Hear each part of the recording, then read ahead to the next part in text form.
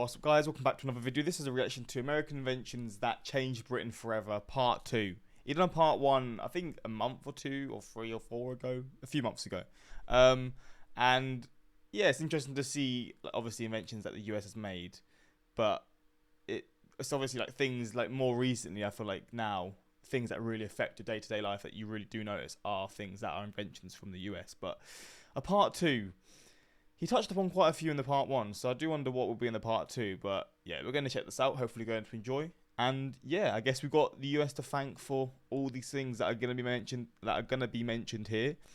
And yeah, let's check this out and see some of these inventions. America has proven pretty good at inventing things, so much so that in part 1 of this series I said this. If this video does well, there will definitely be a part 2, and if it tanks, then just forget I said that. Well, thanks to you, it didn't tank, so we're doing part 2. In part 1, we uncovered how things like the mobile phone and the internet, both American inventions, ended up influencing British life. And today, we're back for more. Not just British life, to be fair, that's just everyone's life around the world. Can I do that line again? We're back for more. We're back. I don't know how to do that. If you're subscribed to this channel, thank you. If not, do that now. In the meantime, here are more American inventions that changed Britain forever. Electric kettles? Let's start with the most British. All I ever hear about is how America, like, I never see, like, well, not never see, but I always hear, like, in the comments from you guys that no one really has kettles in the US, or at least they're nowhere near as common. But they originate from the US. Imaginable, the electric kettle. In my line of I don't think you could go to a British house without a kettle. Honestly, I don't think I've ever seen someone who doesn't have a kettle. Because they're just useful for anything. They're just more efficient for boiling water in general. But they don't boil water, do they? No, it doesn't. It reaches boiling point, doesn't it? But no, yeah, it does because it bubbles. What am I on about? But yeah, like I don't think you'd go to a British house and not find a kettle there. Because even if you don't drink coffee or tea, you can use it for boiling other stuff. I don't know, just pre-boiling like a pan. I don't know, like when you're boiling stuff in a pan with water, quicker, gets it warmer quicker. Or like a hot water bottle, which also isn't a thing in the US. So that's actually quite dumb to say because you probably don't even know what I'm saying. But yeah, heat up a hot water bottle, you just use some boiled water from the kettle. Genuinely not uncommon to receive messages from British subscribers asking why Americans don't use them. On the other hand, it's equally common to receive messages from Americans insisting they do. But having lived extensively in both countries, I've found that the difference is this. An American home without one is normal. A British home without one is a mistake. Also, a kettle which you use the stove to boil. American home without one is normal. A British home without one is a mistake. An interesting turn of events then, given that the electric kettle was invented right here in Chicago. While kettles themselves date back centuries, the electric version was invented in 1891 by the Chicago-based Carpenter Electric Company. Sadly, this first incarnation wasn't very good because the water took 10 minutes to boil. Imagine trying to pour a cuppa during the adverts. Even though the electric kettle was invented here, it couldn't fully realise its potential in a country that prefers ground coffee over tea. Which is where Britain comes in. In 1893, the British firm Crompton & Co. began featuring a similarly primitive electric kettle in their catalogues. Over time, the technology improved and electric kettles became just as common in British kitchens as instant coffee. Not to mention these. Tea? In 19... Tea bags originate from the US, or they were invented in the US. What? Wait, what? A New York tea merchant named Thomas Sullivan began sending tea samples in my to customers British brain. in small silk bags. Rather than emptying the tea into the pot, the customers, so goes the story, dunked the entire bag in water, and just like that, the tea bag was born. Except it wasn't, because the first tea bags were recorded as early as 1903. In fact, both inventions share a surprisingly Midwestern origin story. Imagine if I told you before today that the electric kettle and the tea bag were invented just 90 miles apart. You might picture something like Manchester and Birmingham in the UK. Few would confidently state that the electric kettle was a product of Chicago, and fewer still that tea bags began life in Milwaukee, Wisconsin. That's right, the first patent, or patent as they say in America, for a tea leaf holder was granted in 1903 to Milwaukee inventors Roberta Lawson and Mary McLaren. They were sold commercially in America during the first half of the 20th century, and by the 1950s their popularity began to spread around the world. But when British companies like Tetley tried pushing them on the British people, the response was lukewarm.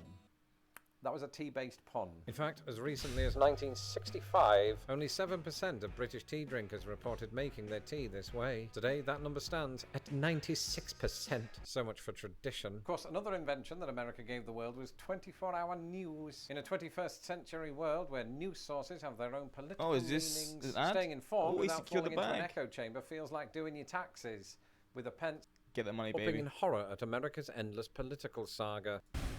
Oh, 40% off? Scan my QR Cheeky. code to get 40% off the same unlimited Vantage plan that I use. The link is in my description below. Refrigerators, not surprised about this one. This isn't a surprise. I would have expected this, to be fair.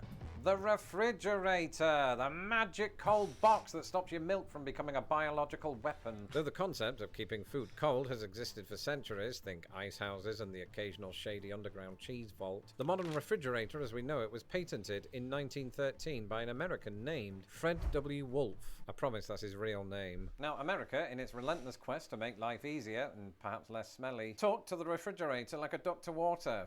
Or to ice. By the end of the Great Depression, nearly half of American households had one, allowing people to stockpile their food, chill their beverages, and reduce their dependence on canned meat, which looks suspiciously like dog food. This was a game changer. So Yeah, honestly, this must have been the best, like probably the greatest invention to humans, realistically, because you could just store as much as you'd want. Like, I can't imagine going from not being able to store your food to this. But that's got to be one of the best things, biggest changes for sure. suddenly fresh produce could last longer than a single afternoon. By the 1970s, milk no longer had to be delivered daily by a man in a hat who smelled like cows. Meanwhile, across the pond, Britain took its sweet time joining the refrigeration revolution. It wasn't until after World War II, when rationing finally let up and the economy stopped resembling a particularly bleak episode of Call the Midwife, the fridges became a household staple. Even then, many British homes were still using larders well into the 1960s. And even in my lifetime, milkmen were still adorning our houses with creamy goodness.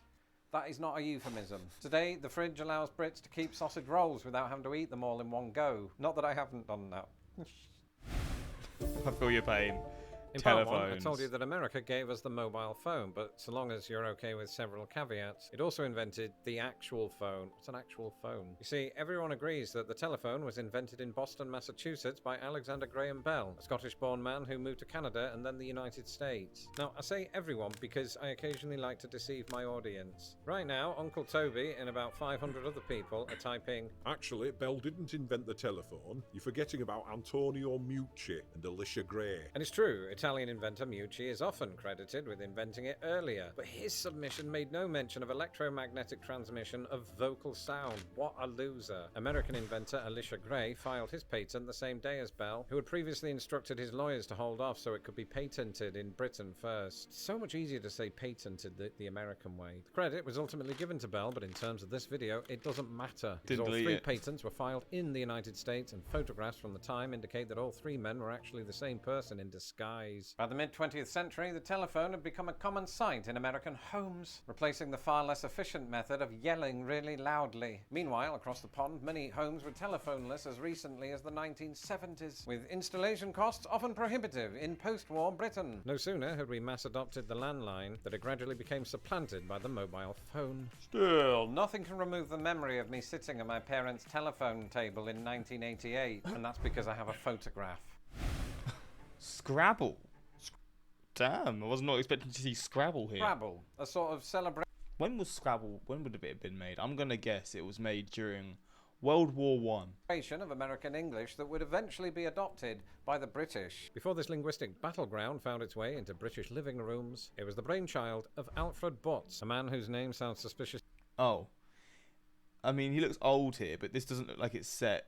This picture's taken in the 1920s, or 1915, or something like that. You know, Like it was placed on the board by a 15-year-old. Back in the 1930s, Butts was an out-of-work architect. We've all been there. It was then that he decided that the world didn't need to build with bricks, but with letters, which, to be serious, are not always structurally sound. So Scrabble was born, except at first it was called Lexico, and later Crisscross Words. It was later named Scrabble after an existing Dutch word meaning the act of scratching or scrambling for something, which I suppose is is how my cat plays Scrabble. By the early 1950s, Scrabble became a household staple here in the US. This would transform how Americans viewed words, not just as a means of communication, but as a tool to humiliate my wife's cousin Chad at Christmas. Within a couple of years, it had conquered Britain, where it found a home among tea-drinking intellectuals who no doubt revelled in the fact that British spellings usually boasted more letters. On the other hand, while the British spelling of Q is a Scrabble player's dream, Americans must have suddenly felt pretty smug about the decision to spell the ISE suffix with a Z.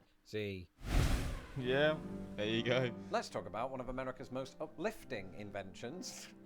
Planes. Literally, because we're talking about The Wright planes. brothers. In 1903, two bicycle mechanics from Ohio, the Wright brothers, How do you go from being a bicycle mechanic to then creating the first plane? decided that cycling was just too easy. So naturally, they built a flying machine, hurtled themselves into the air, and lived to tell the tale. You got to have balls of steel, by the way, because they have no idea how that's actually going to go. We've all done it. This marked the first controlled sustained plane flight in the history of human history. Over in Britain, I imagine people were initially skeptical, but soon the practicality of air travel became undeniable. During World War Imagine being someone like watching this for the first time. You must have been in like disbelief. Like just seeing for the first time a plane take off and flying in the air. That must have been the most insane thing possible. And then 10 years later, they were using planes. I, Britain saw just how effective Or these no, 15 years later. contraptions were. Fast forward to today, and British Airways is one of the largest international airlines in the world. Though let's be honest, Manchester Airport has a special way of making you wish airplanes had never been invented. So while the British may have perfected the Damn. art of grumbling over airport security, we have America to thank for making those queues possible in the first place. I'm Thank not you. even being sarcastic. What to do now? As for the world's inventions, this video series itself might be the greatest of all time. So stay tuned for part 3, and in the meantime, I'm here for it, man. I'm always here. I like seeing like sort of invention-related videos. It's quite cool. As an American, I can safely say having an electric kettle is fantastic for heating water for instant ramen. That's what I mean. Yeah, exactly. Like, it's so easy. Electric kettles are so much better than like just having to boil it on like a pan or whatever you call them. I always say pan. I don't know what the actual name for like a boiling pot. I don't fucking know. But yeah, it's just easy. 10 grounds in your cup suck. Thank heavens for the tea bags. Yeah, that's a very good point. Don't ever let the British know that fish and chips was invented in Portugal. Wait, what? That doesn't sound very Portuguese. I have an electric kettle in the US. One thing I noticed is that electric kettles in the UK boil faster. I'm sure you can get kettles in the US that boil faster as well. I don't know. But yeah, interesting video. Let me know if you have an electric kettle. I'm fascinated to know that because, I don't know, it just blows my mind that they're just nowhere near as common in the US because there's so much use to them. Other than just like for tea and coffee, because obviously instant coffee, you probably got a coffee machine or you just boil it in a pan. Yeah, you probably have a coffee machine actually. But yeah, like for tea, for ramen, like they said there, for like, you don't have hot water bottles either, so there's no use for that. Just for boiling your water for your pan before you put it in the pan. Quicker like that, you know? But yeah, it doesn't really matter. Do what you do, it doesn't really make a difference anyway. But yeah, hopefully you guys enjoyed this reaction. And until next time, like, subscribe, and peace.